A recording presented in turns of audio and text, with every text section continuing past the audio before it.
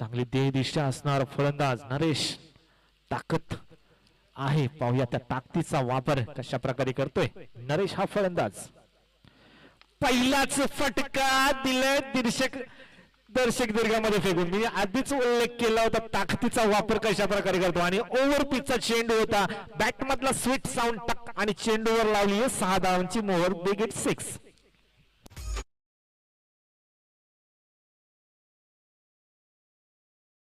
काही करावं लागलं नाही फलंदाजाला, ओव्हर पिच चेंडू होता, कुठल्याही प्रकारचा फुटवर्क तिथे पाहायला मिळाला नाही, तर फक्त आणि फक्त मेजवानी होती फलंदाजासाठी, ती स्वीकारली आणि चेंडूला अक्षरशः फेकून दिलं।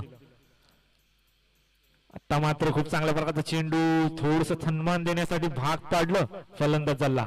जेव्हा जेव्हा एखादा मोठा फटका येतो त्यानंतरचा कमबॅक इथे मात्र खूप चांगल्या प्रकारचा असतो, जोगेंद्रने हे दाखवून दिलंय। प्रवास करतो त्याच प्रकारचा हा चेंडू पडल्यानंतर खालून गेला यष्टिरक्षकाच्या हातामध्ये निर्धावाच्या स्वरूपाने। यावेळी साडव्या बॅटने ताकद पाहू शकाल, चेंडूला पाठवले सीमारेषेच्या बाहेर, षटकार।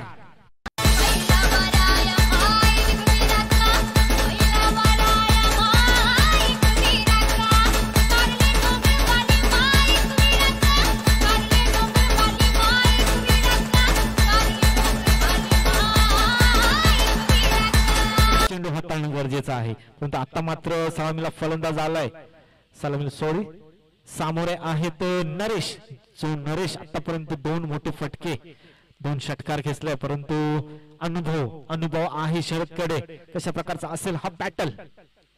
पुन्हा एकदा ताकदीचा वापर, मी सांगितलं होती जी ताकद कशा प्रकारे वापरायची ती इथे मात्र सिद्ध करून दाखवलं नरेशने। MS Dhoni style match finish.